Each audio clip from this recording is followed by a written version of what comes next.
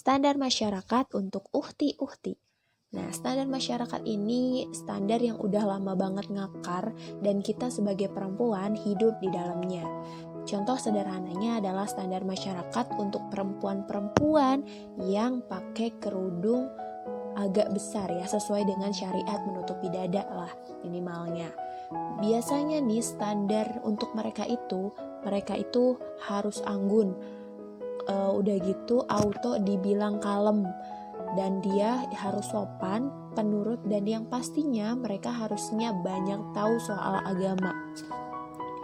Dulu sih waktu gue awal-awal nyoba ganti casing badan alias berhijab, pernah tuh ada momen kalau gue ketawanya gede dikit itu disikut. Terus muka gue ekspresif dikit, katanya disuruh tahan.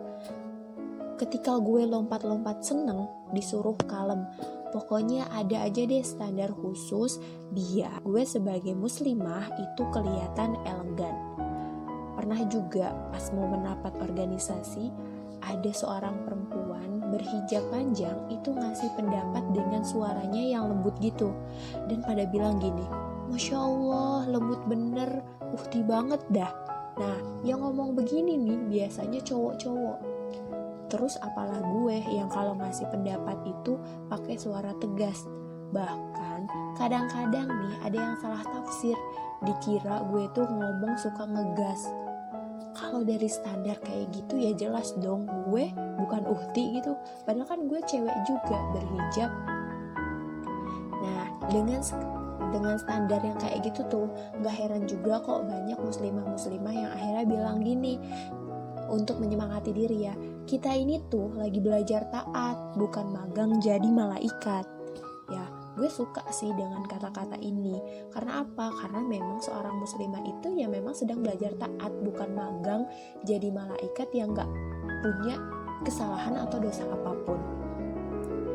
Dengan standar masyarakat yang ada ini juga sih sebenarnya banyak banget perempuan atau uhti-uhti yang suka mikirin gimana ya nanti kalau gue berhijab, gimana ya kalau gue nanti pakai hijab yang panjang, atau gimana ya nanti pendapat orang kalau gue gini-gini, gue belum siap dan akhirnya mutusin buat nggak menunaikan kewajibannya atau nggak menyempurnakan kewajibannya dengan menutup aurat secara sesuai dengan syariat.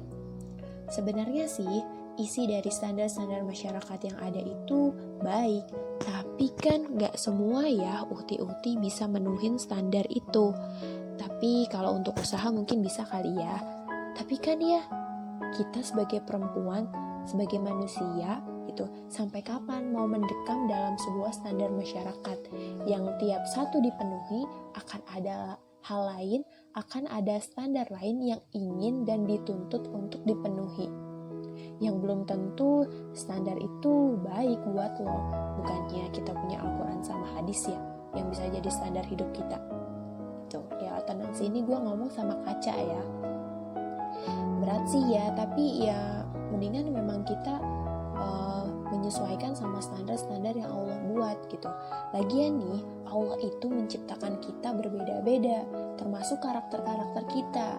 Ada perempuan yang ekspresif yang kayak gue gitu, ada yang tipe kelihatan serius, ada yang tegas abis gitu ya, dan ada yang emang dari lahirnya suaranya tuh lembut gitu. Tapi kan ada juga ya yang suaranya tuh ngebas gitu. Ada, uhti-uhti juga manusia gitu ya.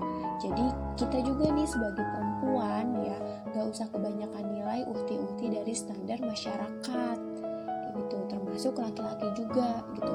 Gak usah menstandarkan secara umum gimana sih seorang perempuan itu gitu.